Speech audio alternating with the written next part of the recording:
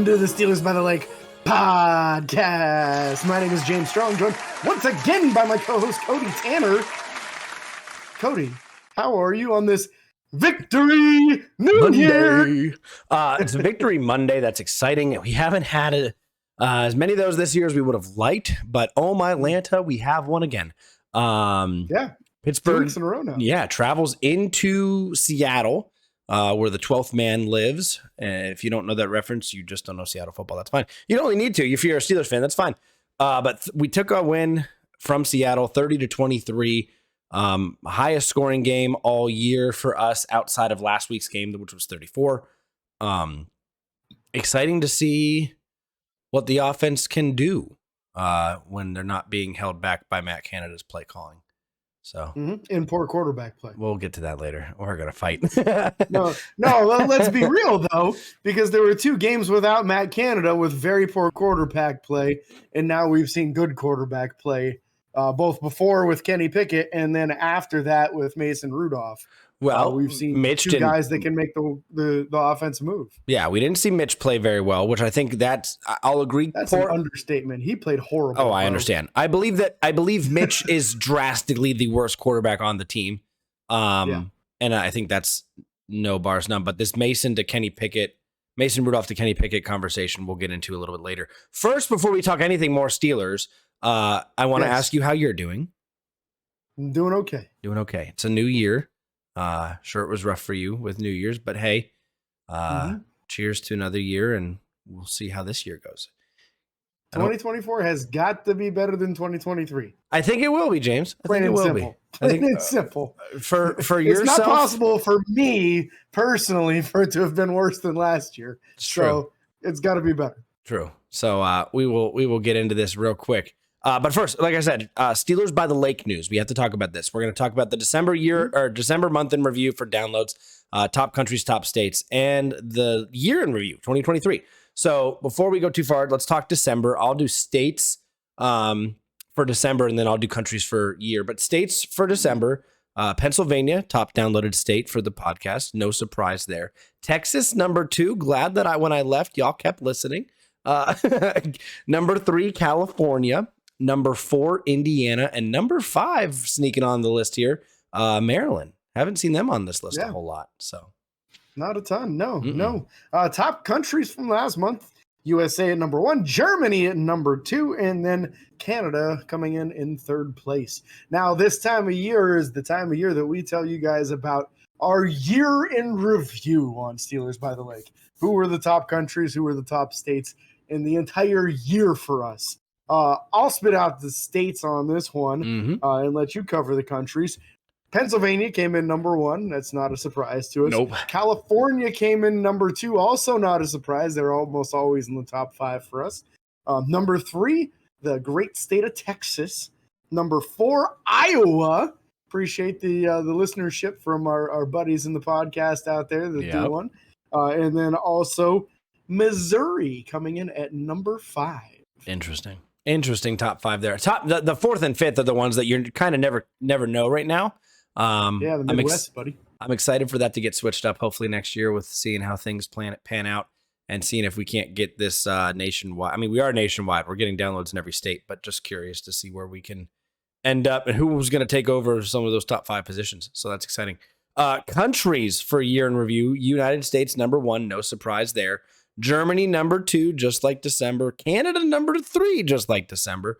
And then we actually had a tie for 4th with the UK, or not a tie, excuse me. It's just how we run it. It's just the UK, which is England and Scotland, specifically where those downloads are coming from. My apologies.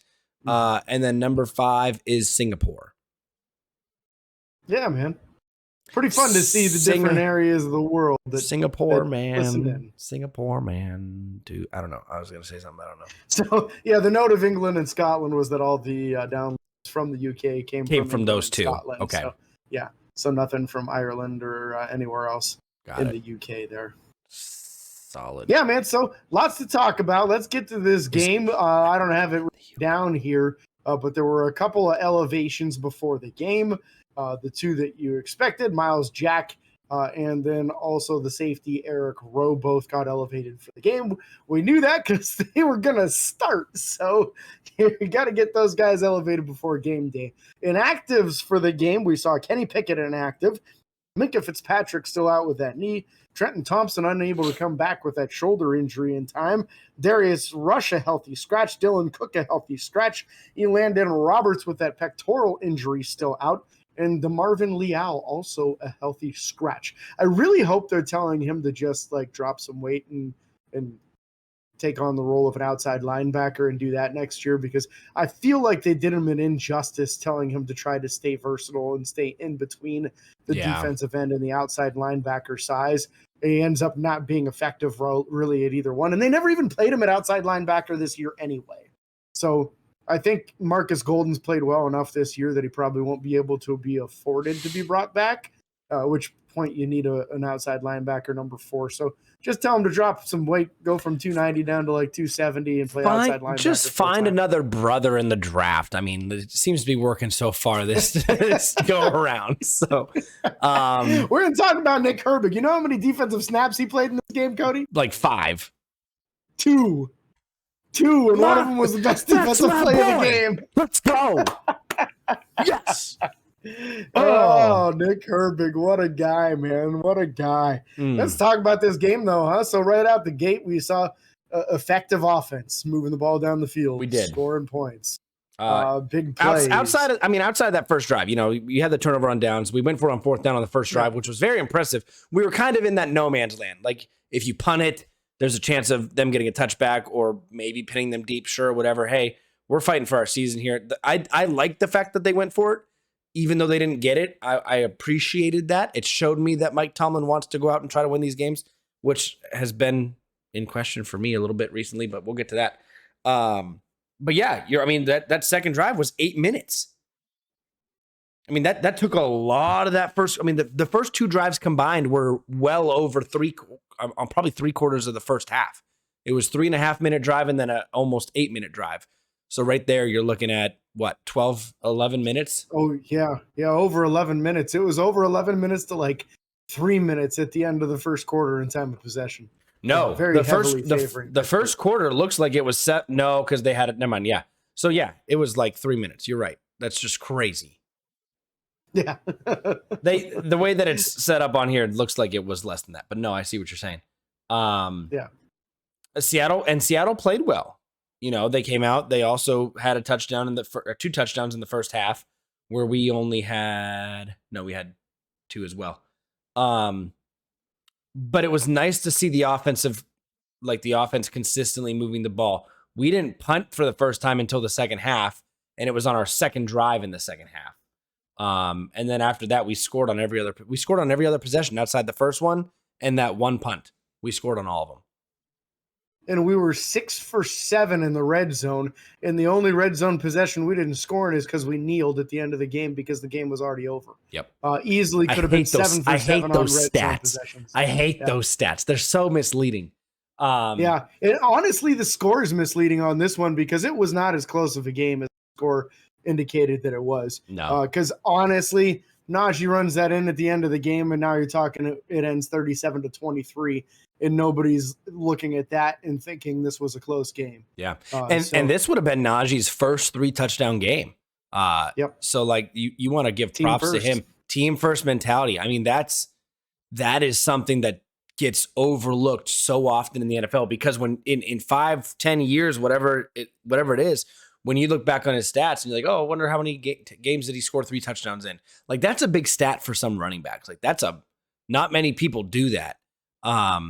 Or even if you think that he does that, 3 times in his career, where he probably more, honestly, where he goes down instead of running in the end zone, that's a lot of touchdowns off the board. That's a lot. I mean, for a running back, when their careers typically aren't as long anymore, touchdowns matter for Hall of Fame consideration, all pros, Pro Bowl, stuff like that. So props to Najee for having that team first mentality, because that was huge. That was absolutely especially huge. For him career wise, he was an older rookie. Say he was 24 when he came out as a rookie.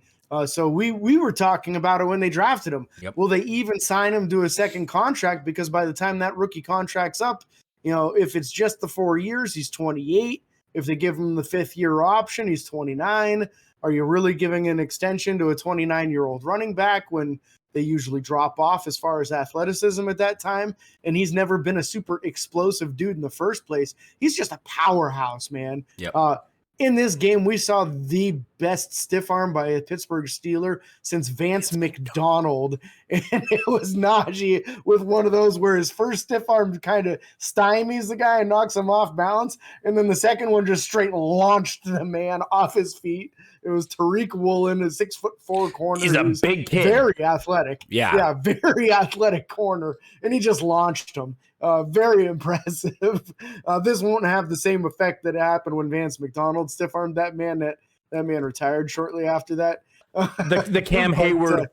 Yeah. If you're not watching on YouTube, you need to be. If you're listening to the audio, we make some faces and do some stuff on here. So, but yeah, heck of a game by Najee, and this was his 5th 100-plus rushing yard performance for the Pittsburgh Steelers, which is his entire pro career. Kind of surprising to see the number that low, but obviously Pittsburgh has really struggled with rushing the ball the last couple of years in this Matt Canada offense and been a lot more effective since terminating Matt Canada's contract. The rushing game really has come to life since then. It's come alive. It's come alive. Oh, my Lanta, it's come alive. All right, I don't know why I said that. Anyways, let's get into some of the stats here because it matters. Stats matter a little bit sometimes outside of the 6 of 7 red zone attempts. Mason Rudolph, he led the team last week to a victory for Christmas against Cincinnati, an impressive 34-11 victory. Mason came out and threw 18 of 24 for 274 yards, no touchdowns, no interceptions, managed the game just fine. We had 3 rushing touchdowns as a team, which was more than enough. 3? Was it just 3? Am I missing one? It was 3, yes. Could have been 4, but it was 3. Yeah. So I don't know. I thought Mason played well. He hit good deep balls this time. We didn't see those those plays again last week against Mike Hilton where he overthrew him. I don't know. Yeah, it was nice. That timing down. It was nice to see deep balls hit in stride and have a chance for people to make plays and stuff like that. I mean, even the one to George, was that the right sideline again? Yeah, he hit him on both sidelines in this game. Yeah. I mean, George had a monster game. It's very clear who Mason's favorite target is in this offense. Yeah, why would and it's George Pickens. And why would you blame him? Why would you blame him for that? Because he's a guy that wins in contested catch. He wins vertically. He wins on the sideline. You throw it to George. It's a smart move. I yell it at the TV every single week. So I'm glad that Mason has a microphone in my living room and is listening. Also grateful that he's such an accurate quarterback at this stage of his career. I don't think that was always the case. I don't think that Mason was always as accurate as he is now. And he really has mentioned a lot of the fact that he sat for the last 2 years and was able to study more and basically just work out and go through the motions and be the scout team quarterback a lot of times. He's given a lot of credit to that in helping him be as ready as he has been the last couple of weeks. He's just looked good, man. I'm not going to say he's out here looking like Joe Montana. He's not. But he's completing a very high percentage of his throws, and he's moving the ball down the field, and we're scoring touchdowns, and we're winning games. So it's a nice feeling to end the season. I know there's still one more game, and there's conversation to be had about that and how that should be addressed as far as the quarterback position. But what we can't say is that Mason's been anything other than good the last 2 weeks because he's been very good. Yeah, very, very good. We'll talk about that again moving forward. Let's take a look at Najee's numbers. 27 carries for 122 yards, 2 touchdowns, 4.5 yard average. That 4.5 yard average almost looks misleading, I think. I felt like he had a lot of tough running to get that 122 yards. And it felt like it should have been more than 4.5 in all honesty. But again, some of those touchdown runs were short. I can't remember for sure how long the one was. The one diving one was really good. Yeah, extending over the goal line. Yeah. A few of these too, he got hit behind the line of scrimmage and ended up making a 3 or 4 yard gain out of it. Just typical Najee Harris running style kind of game. Very physical, being stronger than most of the guys that are trying to tackle him. And you got to give Najee credit, man. He's really turned it on this season. He started off a little bit slower. He's really getting it going here as the season's going on. And not a moment too late. We're wrapping up the third season for him. Pittsburgh's going to have a very important decision to make whether or not they want to give him that fifth-year option. And he's giving them reason to do it. Yeah. And they have that's this offseason they need to figure that out, right? Yeah. They can't go into the season without a blank. No, there's a certain cutoff date. I think it's in July.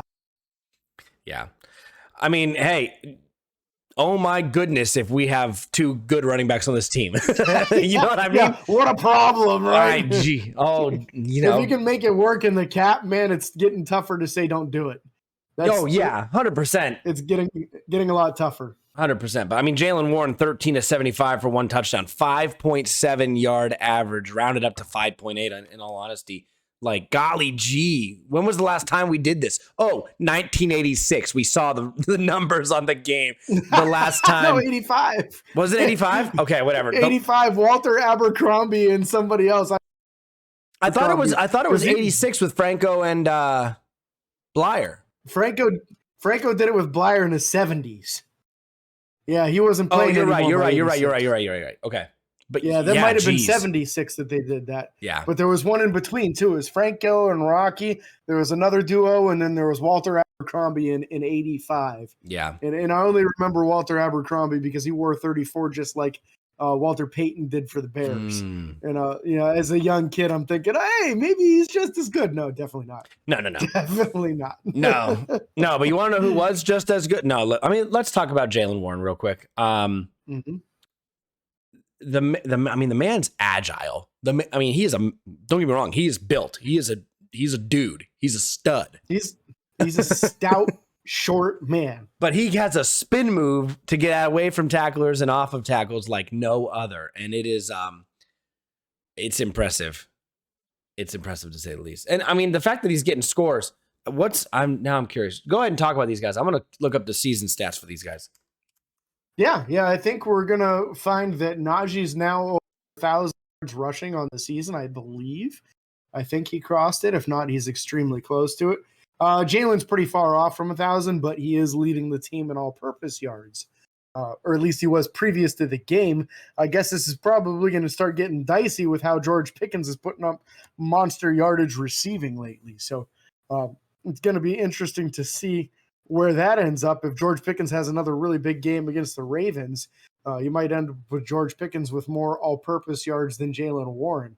I do think that's actually closer than I had thought, especially since you're actually starting to see some successful end-arounds with him as well. I guess that counts as a catch technically because they did it in front of him. But yeah, I bet that all-purpose yardage is a little closer than I thought between those two dudes. It's looking like, I'm trying to see if my phone will pull it up faster. It doesn't seem to be doing any faster. Stats. Top offense. Here we go. Rushing. So just rushing alone, 923 yards for Najee, 751 for Jaylen Warren. Now, I don't know if I'll get to see all-purpose or yards from scrimmage. Yeah, you'd have to add them, but we can do that. That's easy enough. Okay, so I'll do 751 rushing for Jaylen. I got that written down. Go ahead. Yep. And then 923 for Najee. 923 for Najee. Receiving, Jaylen is 353. All right. Najee's 149. 149. Dang, that's close. What's George's receiving number so far? 1140. Oh my God, this is really close, man. Hold on. I'm gonna use the calculator. So all-purpose yardage from Najee right now is at 1,072 total. So 1,072. Is it also real quick? Look for me if there's any rushing yards. 15. George Pickens. 15. Okay. Got to put it in there just in case that factors in. 353 and 751 is 1104 for Jaylen Warren. So it's a difference of 32 yards. Jeez. And then bringing home first place in the all-purpose category for the Pittsburgh Steelers is George Pickens with 1155. He is 51 yards higher with almost 98% of his production coming from receiving. So, yep. Yeah, so we've got 3 guys over 1,000 yards purpose. And it's kind of, is it really all-purpose yards with George? It's almost all receiving, but there is a little bit of rushing going on there. Well, I'm just curious now where Deontay is. No, he won't get 800 receiving. 628. Yeah, he's real close. But 4 touchdowns compared to having none last year. Yeah, he's catching it in the end zone these days. That's nice. Yeah, right. So back to this game, man. We talked about the running backs. We talked about the quarterbacks. Let's get to the receivers from this game. As we mentioned, monster game from George Pickens with 7 receptions for 131 yards. That's very good.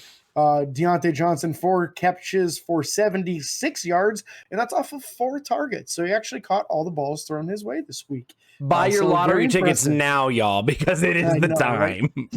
It ain't going to happen again. Pat Freiermuth, 3 catches for 44 yards on 4 targets. We'll take that. And Jaylen Warren, 4 receptions on 23 yards on 4 targets. So, wow. Really didn't get the ball around as much as I thought he would. However, no, just the 4 guys. However, it worked. Exceedingly productive and only throwing to 4 guys. Yeah. So, I mean, none of this forcing it to Connor Hayward in situations where it's not advantageous. No forcing it into people that are double and triple covered. Here's the fun part for this. Just based on those numbers with the stat line they have, targets to receptions. Yep. I'm guessing he threw some balls away or something, because that would just mean 3 incompletions. At least 1.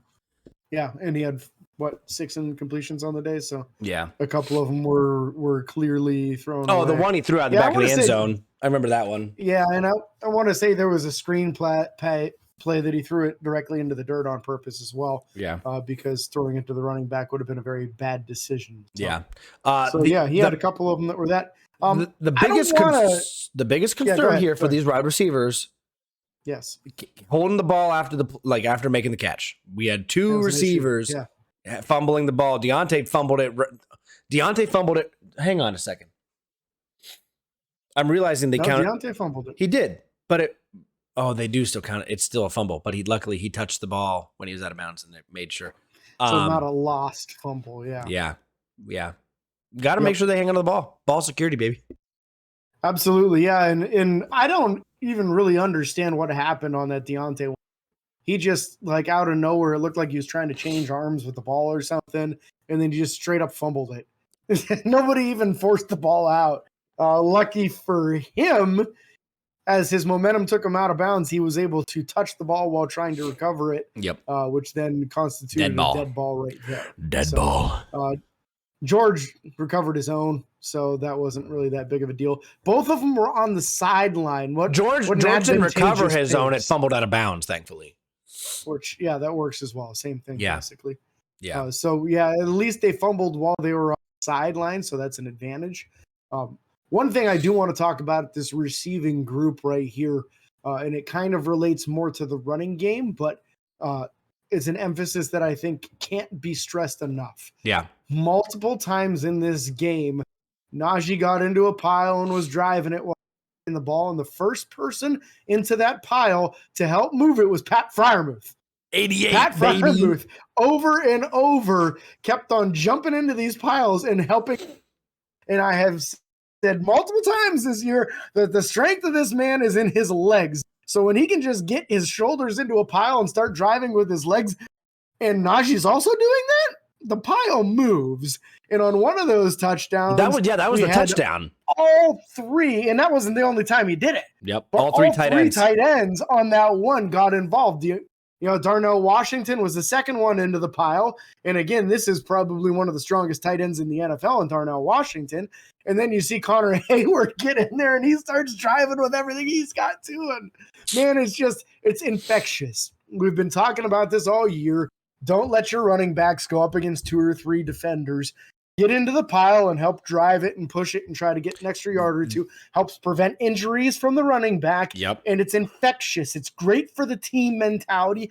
And it really helps to kind of beat up the other team mentally. Yeah. When physically they're being out-muscled play after play after play, they're a little bit less likely to give everything they've got when the end of the game comes. Yep. So very important. Broderick Jones was just beating people up in this game and then trying to fight them afterwards. Like, honestly, that's the mentality that we're looking for. I don't want to ever see him throw a punch in a game. I don't want him to get that worked up. But I absolutely love the mentality of this young man of, I'm not just going to block you. I'm going to put you on your butt, and then I'm going to go find your teammate and do the same to him, too, because the play is not over yet. Yep. No, 100%.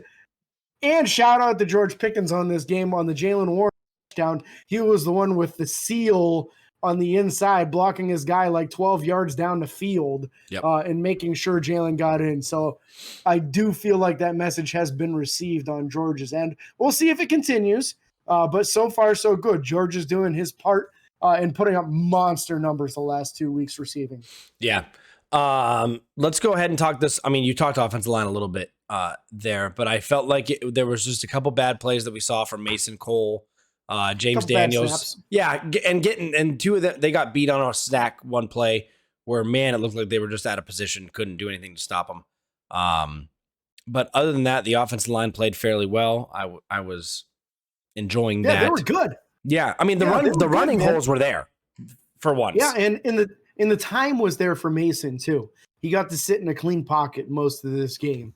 Like you mentioned, there was one play where the pressure came up right between center and right guard. Yep. It seemed like 3 guys went through the hole, and James Daniels ended up trying to block all 3 of them while Mason Cole got spun around. That doesn't work. Obviously, he got sacked on that play. But past that, it didn't happen really the rest of the game.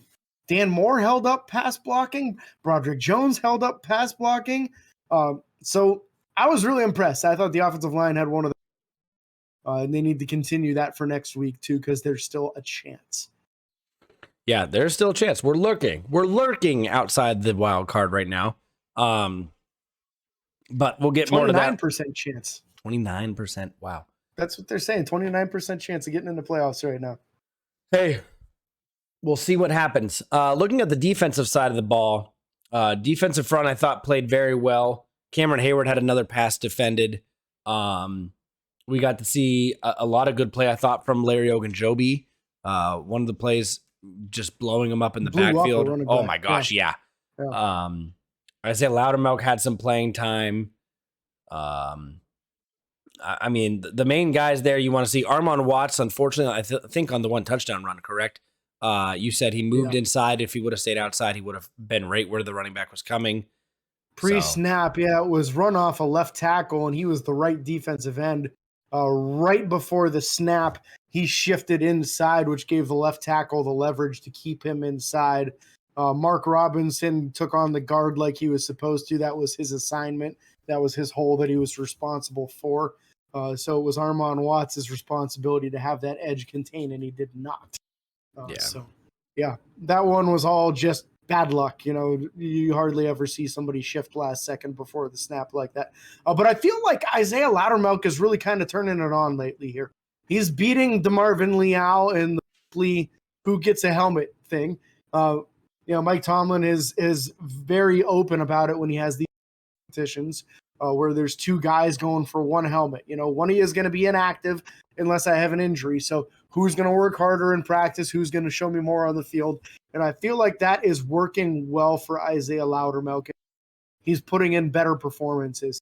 He's getting some pass rushes where he actually wins and gets into the quarterback, and he's getting some good defensive stops. He had one play in this one where he ran down the running back. It was one of those things that you expect to see Cam Hayward do, where the running back's out there breaking tackles and making people miss, and then a defensive lineman catches them from behind because of all the moves. Isaiah Loudermilk had one of those plays this week. So I'm really appreciating the effort if he can start getting a couple pass rush wins here and there, then something finally. Maybe he's turning the edge into a possible starter type quality defensive end. Yeah. I mean, even beyond that, I think that just the defensive front as a whole, that defensive line is playing drastically better than what they started this year at, in my opinion. Yeah. I mean, the pass breakups are coming there. Armon Watts with that one bad move, but Larry Ogunjobi keeping up, being involved. It's promising. I don't know how much longer he has in his career. I think he's got one more year on his contract. One more? Okay. So we have him for one more year. We got to get somebody to fill that position, whether it's through free agency, the draft. You got to figure something out, or if we use one of these other younger guys that we're kind of developing. But I just listen. It's a good defensive front. Then you talk about let's talk about the outside linebackers. You know, you're getting pressure all game long. Alex Highsmith almost had a sack fumble. TJ Watt almost got a couple sacks. And then you think, well, goodness, who else is going to get involved? And I'm going to tell you, James, it's going to be Nick Herbig, the man, the myth, the legend, the one that I talked about. Listen, he's not getting the double-digit sacks like I wanted him to get. And that's... There's still a game left. He ain't going to get double digits. But, man, he's up there. We've had games where we sacked Lamar 9 times. You never know. That's true, but Lamar might not be playing. Lamar may be playing. Who knows? We'll wait and see.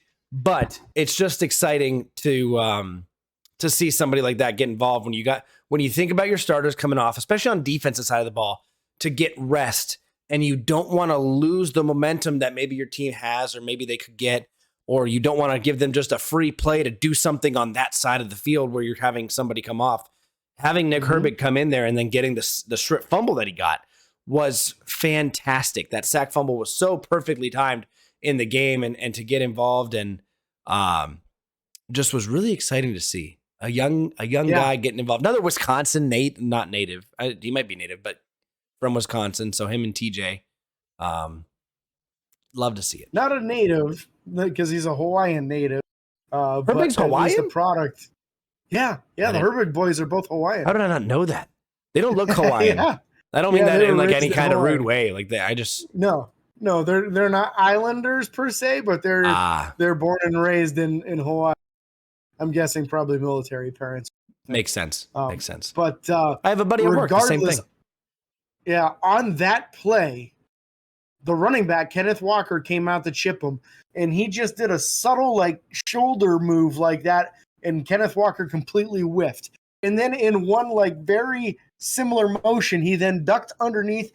2-hand swiped down the offensive lineman's hands and then ducked the shoulder underneath and got right around. And then the chop, the patented TJ Watt, the patented James Harrison before that. You know, so many Pittsburgh Steelers pass rushers do that chop move to knock the ball out and then recovered it after doing so. So just literally, it was exactly like what you would go through at a practice rep to teach somebody on how to be an outside linebacker. It happened exactly the way it was supposed to. And that's a testament to the man's hard work. Yeah. You know, that doesn't happen without lots of hard work, lots of repetitions, and taking on the coaching, because that was literally exactly how it's coached up. Yep, 100%. So we definitely love to see that. Obviously we talked about TJ Watt. TJ Watt was held all game long. Okay, he was tackled. He was tackled on one play. Yeah, tackled on one play and it wasn't even called. And Geno got hurt because of it. Like, they didn't throw the flag because they don't want to, throw holding penalties against TJ Watt. And in doing so, he got tackled into Geno's legs. Yeah, I really wish they talked about that more. It's crazy. I feel like certain things happen, like the Detroit Lions game happened, and then they talked about the refs. But like that play specifically needs to be talked about. Like whether it's on the Pat McAfee show or ESPN or something, somewhere, NFL Network, they need to be like, hey, look, you missed this hold call. TJ Watt's probably been held all game because that's just how it works. People know that now. Yeah. But you're making these players show they can get away with these kinds of things, and it's leading to potential injuries on both sides of the ball. What happens if Geno ends up tearing an ACL because of that? Yeah. Because he hurt his knee on the play. He came up limping. Yep. What happens if that's a torn ACL and it's all because the referees refuse to call a holding penalty? Yeah. Because if that offensive lineman doesn't hold TJ, then he's on his feet and he tackles him and sacks him on the play. Yeah. My favorite is when the announcers, I don't think they did it this game. I also wasn't listening. We were live on the Pro Sports Fans app talking about the game. Mm-hmm. But I hate when the announcers talk about it and they're like, well, they missed a hold. I'm like, duh. They miss every holding call. Like, it's not close. Pretty much every pass rush rep TJ has, he gets held. Yeah, literally probably every other one. At least occasionally the ball doesn't even go anywhere near him, so they know that, hey, I can let him beat me on this play or something, whatever. But with that being said, I mean, inside linebackers, I thought we're getting a lot. Oh, you want to talk Alex Highsmith? No, I didn't think there was anything really all that substantial from Alex. I was just going to go straight to Miles Jack, man. Yeah, if Miles we're going middle linebackers, Miles Jack had himself a real nice game, I thought. And this is 2 weeks in a row with some really solid contribution. He looks real smooth out there. He looks a lot better than he did last year on the field. But again, we know now he was playing with a groin injury, which is tough to even walk with a groin injury, let alone change directions, try to be fluid in coverage, that kind of thing. So Miles Jack looks great. Not saying he's like a long-term solution, but he's at least a nice piece for the rest of this season. And I'm excited to see if Elandon Roberts is going to be healthy enough to go next week. Because if he is, and you got Miles Jack and Elandon, man, that's kind of like going old school again with like Lawrence Timmons and Vince Williams, where you got like a speed guy and a thumper guy, and and it might be an effective combination for the remainder of whatever we have in store for this season and possible postseason. Yeah, no, 100% could be very, very good moving forward. I don't have any other linebackers to talk about specifically. No, nothing splashy from Mark Robinson or Mike Howell. Although at least neither one of them was getting beat like a drum, so that's great. That's true. Shockingly enough, that didn't happen. Cornerback room, I thought we saw some good play from Joey Porter. He handled covering DK Metcalf very well. DK got the best of him a couple times. Got a little chippy there for a little bit. It did. It was a little, but I like that. It never got to the point of any kind of flags being called for it. But Joey Porter coming in as the junior, the young gun, and DK Metcalf being the beast that he is and having the pedigree that he has already in the league, he held up well and he said, "Hey, I'm an NFL player for a reason. Like, I'm here." Yeah. So I enjoyed that a lot. And Joey's a lot stronger than he looks. We've talked about this many times. You know, he's a thin-built guy, but he put up 17 reps on the bench when he came out. That's extremely strong for a cornerback. So I thought he did well. He had a couple, like you said, a couple elections, and really with the game on the line when they went in the corner to DK Metcalf, he was there with great coverage. Did he break it up? Not necessarily, but his hands were right there and made it extremely difficult. Yeah. So you gotta be encouraged by what we're seeing out of Joey Porter. If we can figure out the other cornerback position, then we're in business. I think the play is getting better weekly from Shandon Sullivan. Agreed. But we still have the hidden man. Some good plays. We still have the hidden one. Corey Trice. I'm so excited. You don't understand. God, I hope. Listen. I hope, man. What they were talking in preseason was that he looked better than, and we're seeing how Joey's doing now on the field. So it really does make you hopeful that Corey's able to return to form and hopefully stay injury-free next season. Yeah. Listen. All we need, James. Injury-free next offseason. That's all we need. Yeah. That and Cooper DeJean. Yeah. that would be fantastic. The safety position, Patrick Peterson and Eric Rowe, I thought played very well. Again, Eric Rowe almost had another interception. It could have had it.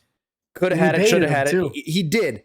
And I don't know if it was a purposeful bait, but it worked. It looked like he was in that like under zone on the outside, whether he was covering the flats or like the 5 yard out or whatever, but that route wasn't there. He was watching the quarterback's eyes, and when the quarterback was going to go deep, he kind of came deep, and it was one of those moments where he's like, "Oh, you want to throw over me? You got it, dude. I'm already there." And it was perfect. It was perfect timing. So very fluid athlete. Eric Rowe seems to be in position to make a lot of plays. Ended up with 10 tackles leading the team in this game. So, This is something that I think maybe they ought to be looking at bringing him back for next season. Yeah. I don't know. I feel like his play on the field has been better than what we saw with Keanu Neal, and maybe even better than DeMonte KZ as well. So yeah. Similar age on those two guys. I think he's like a year maybe. But Eric Rowe, man, he looks like a solution. He's like 31, isn't he? He is 31 out of Utah. Yeah, and KZ's like 29 or 30, I think. Yeah. So Eric Rowe doesn't play like he's 31. I'll tell you that right now.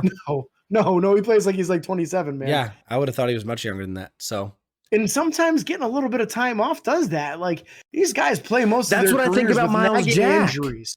Yes, absolutely. 100%. That's exactly where I'm going with this, is that, he did not have to be beat up for the last 2-3 months. He's finally playing, and he's playing 100% healthy. I'm sure he's bumps and bruises now. Yeah.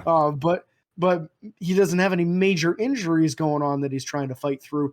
And you can tell the difference on what you're getting on the field when the guy's perfectly healthy. Listen, I just played high school football, and you were always playing with bumps and bruises, let alone in the NFL. The kind of hits that these guys have and the speed of the game is just at another level. So they're always definitely playing hurt. They're never playing 100%, even after bye weeks. It just doesn't happen. When we say someone's 100% ready to go, that just means they're taking enough pain meds. I mean, come on. Or the major injuries have healed. Yeah. It's just minor ones. Yeah. But no one's coming out. No one's coming out like Aaron Rodgers with their eyes glazed. So that's a plus. Yeah. Special teams. So, let's go on to special teams. Chris Boswell. Perfect on the day again.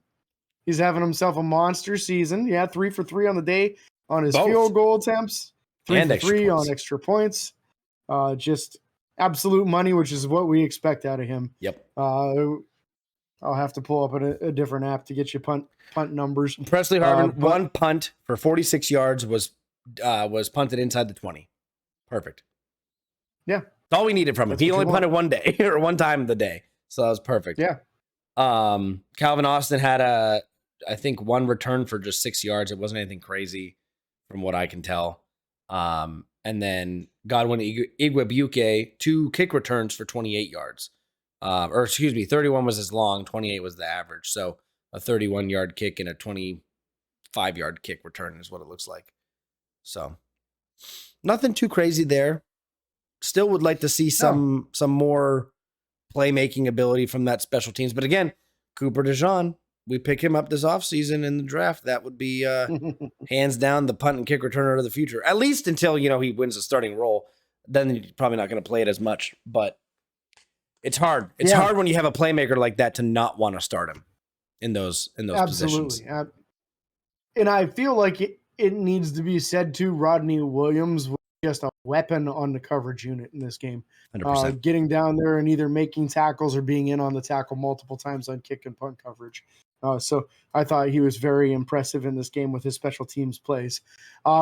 Injuries in the game, I don't think there was any significant one. We had a couple bumps and bruises. Joey Porter got injured at one point and then was able to come back in the game. While he was out, James Pierre got beat. He was the one that came in for him. He got beat for a touchdown in the end zone. Yep. So that is something worth noting there. And I don't think there was anything else that was really significant in this game. And even that I wouldn't really call significant because he was able to come back in and finish the game without an issue.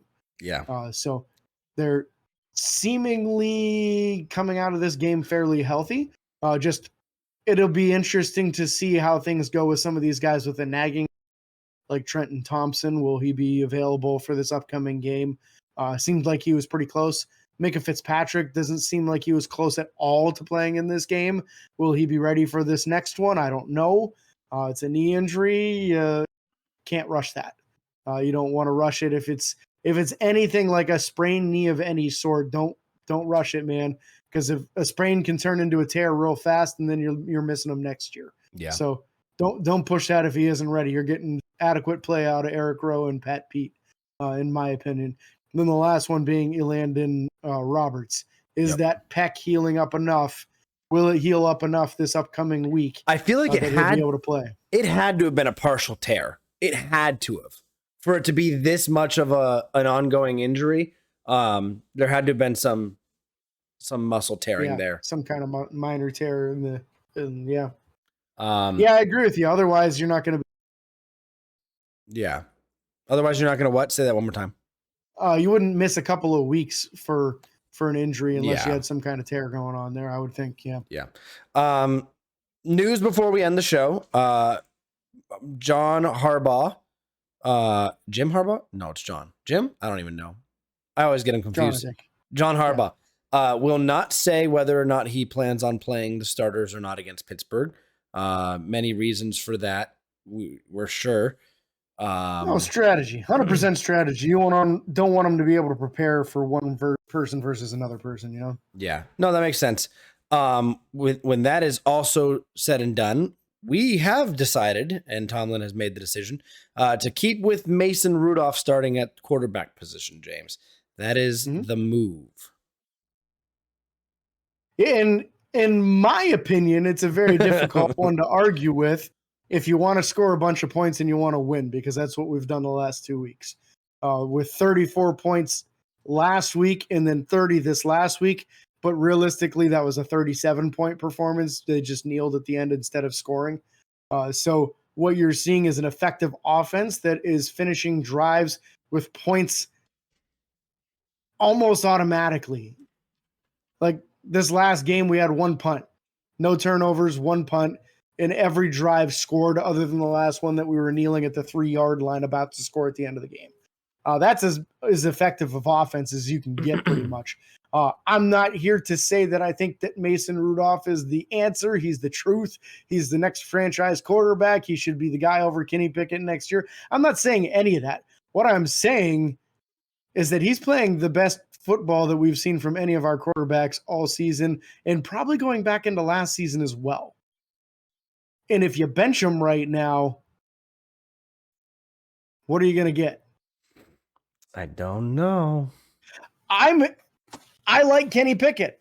I like him. I think Kenny can be the future at the position, but I think it'd be crazy to march him back out there right now cold, having not played for a month.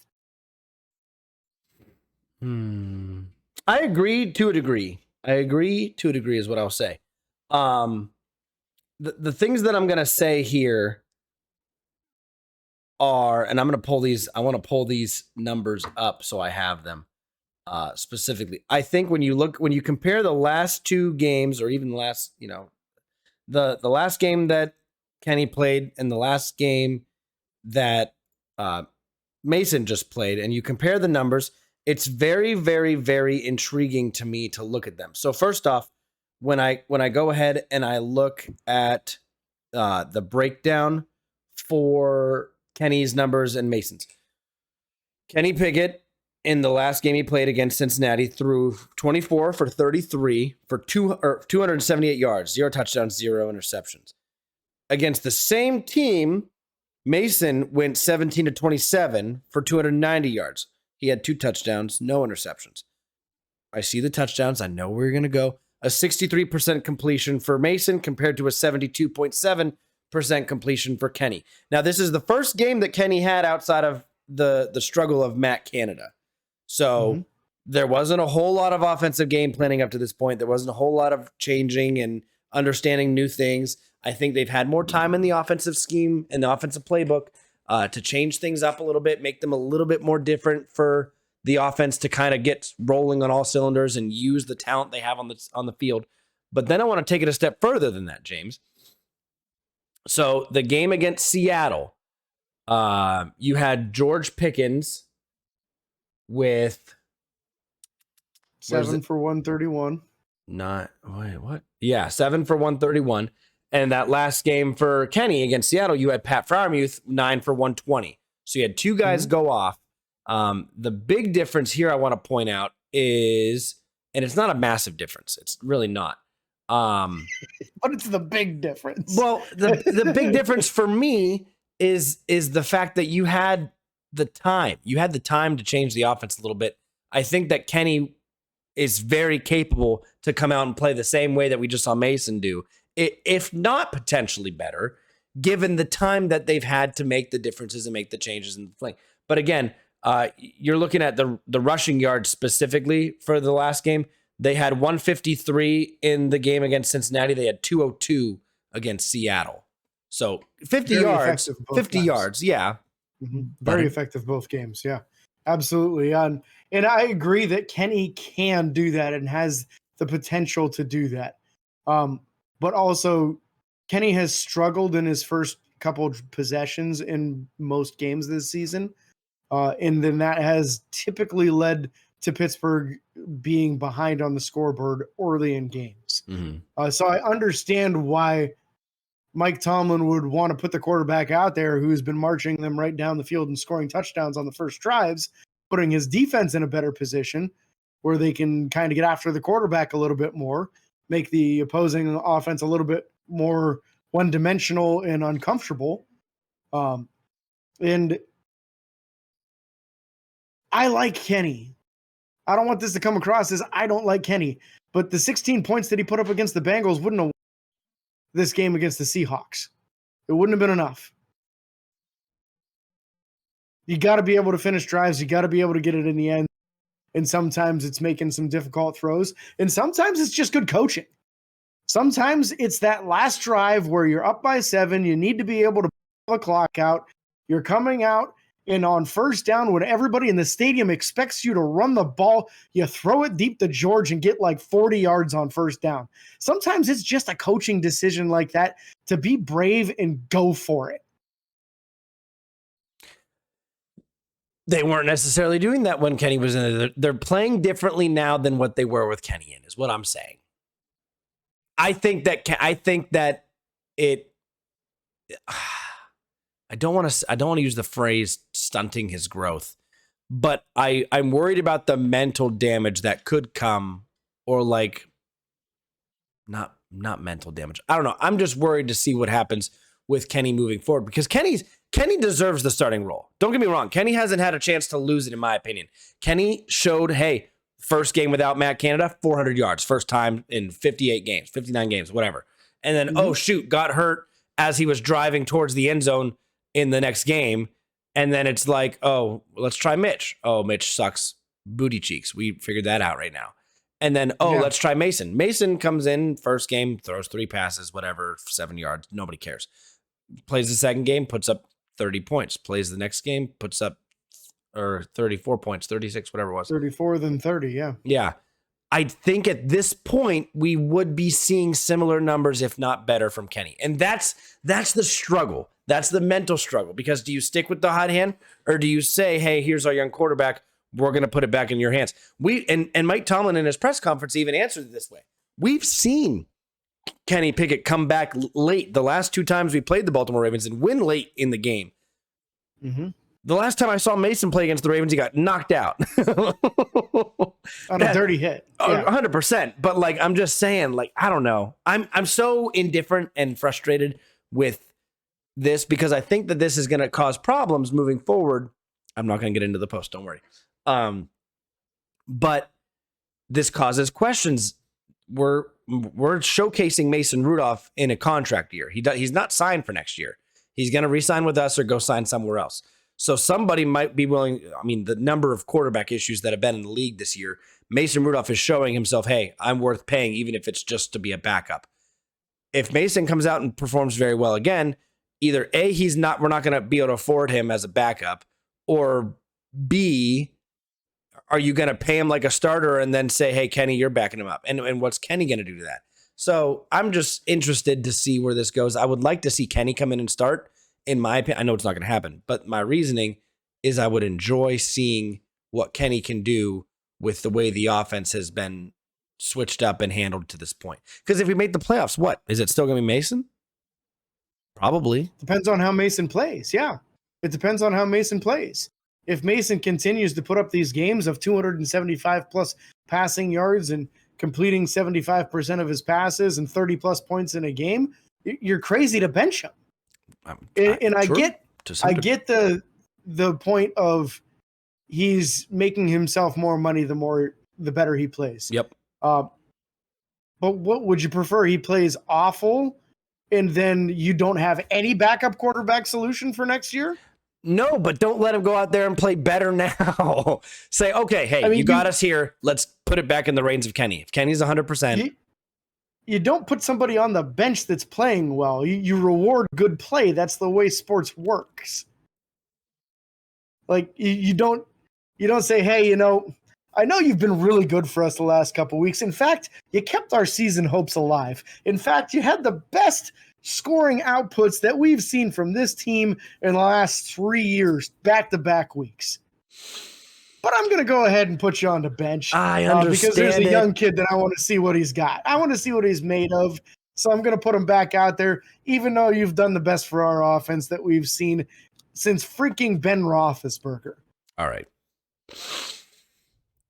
I get it. So to me, if you have to pay Mason more because he plays well in this final game, let's say he goes out there, they beat the Ravens, they put up 30 plus points again, he throws 1 or 2 touchdowns, he's over 270 yards again, no and they don't make the playoffs. I mean, the Ravens, and we don't have the conundrum of what happens in the first round of the playoffs, right? Yeah.